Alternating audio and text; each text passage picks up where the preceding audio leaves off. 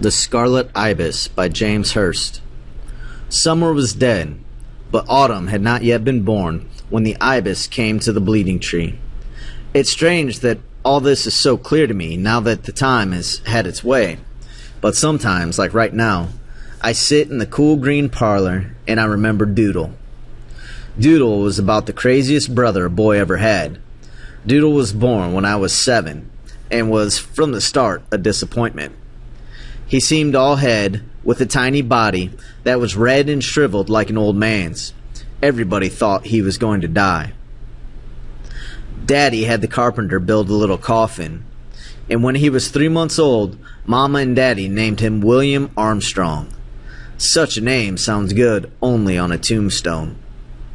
When he crawled on the rug, he crawled backward, as if he were in reverse and couldn't change gears. This made him look like a doodle bug, so I began calling him Doodle. Renaming my brother was probably the kindest thing I ever did for him, because nobody expects much from someone called Doodle. Daddy built him a cart, and I had to pull him around. If I so much as picked up my hat, he'd start crying to go with me, and Mama would call from wherever she was, "Take Doodle with you." So I dragged him across the cotton field to share the beauty of Old Woman Swamp. I lifted him out and sat him down in the soft grass, and he began to cry. "What's the matter?"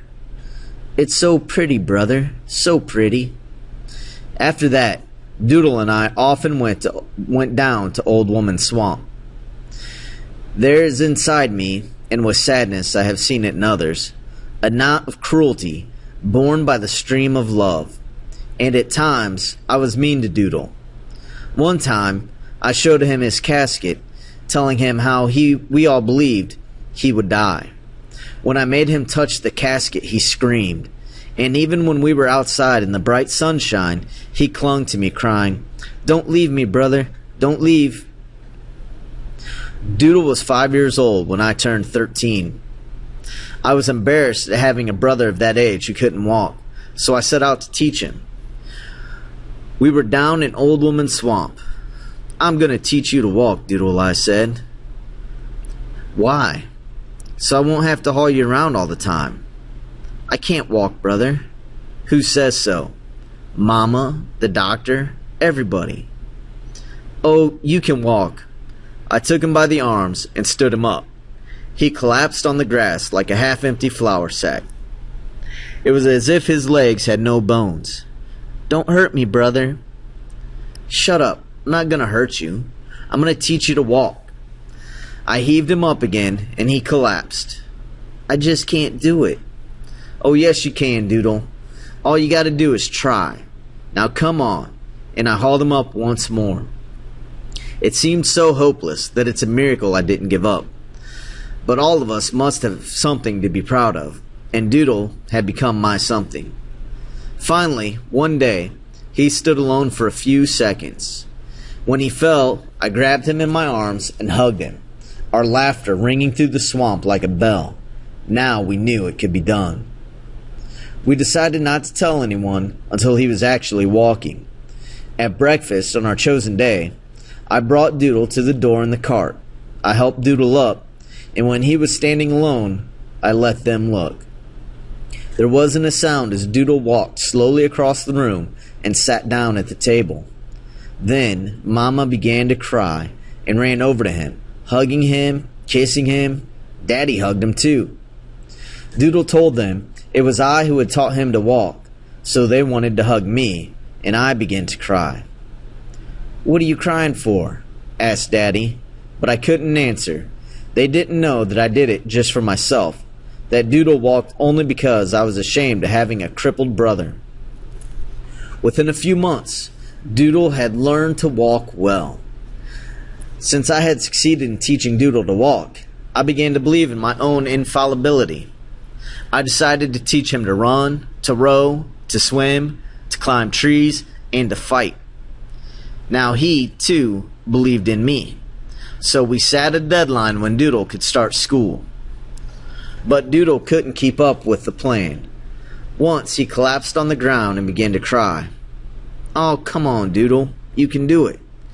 Do you want to be different from everybody else when you start school? Does that make any difference? It certainly does. Now come on. And so we came to those days when summer was dead, but autumn had not yet been born. It was Saturday noon, just a few days before the start of school. Daddy, Mama, Doodle, and I were seated at the dining room table having lunch. Suddenly, from out in the yard, came a strange croaking noise. Doodle stopped eating. What's that? He slipped out in the yard and looked up into the bleeding tree. It's a big red bird. Mama and Daddy came out. On the topmost branch perched a bird the size of a chicken, with scarlet feathers and long legs. At that moment, the bird began to flutter.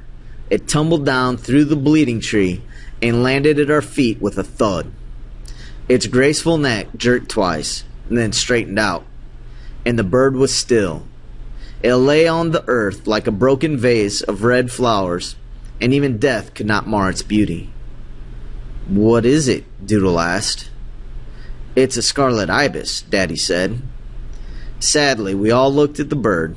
How many miles had it traveled to die like this in our yard, beneath the bleeding tree? Doodle knelt beside the ibis. I'm going to bury him. As soon as I had finished eating, Doodle and I hurried off to the Horsehead Landing. It was time for a swimming lesson, but Doodle said he was too tired. When we reached Horsehead Landing, lightning was flashing across half the sky, and thunder was drowning out the sound of the sea. Doodle was both tired and frightened. He slipped on the mud and fell. I helped him up, and he smiled at me ashamedly. He had failed, and we both knew it. He would never be like the other boys at school. We started home, trying to beat the storm. The lightning was near now. The faster I walked, the faster he walked, so I began to run. The rain came, roaring through the pines, and then, like a bursting Roman candle, a gum tree ahead of us was shattered by a bolt of lightning. When the deafening thunder had died, I heard Doodle cry out, "Brother, brother, don't leave me, don't leave me." The knowledge that our plans had come to nothing was bitter, and that streak of cruelty within me awakened. I ran as fast as I could, leaving him far behind, with a wall of rain dividing us. Soon I could hear his voice no more. I stopped and waited for Doodle. The sound of the rain was everywhere, but the wind had died, and it fell straight down like ropes hanging from the sky. I peered through the downpour, but no one came. Finally, I went back and found him huddled beneath a red nightshade.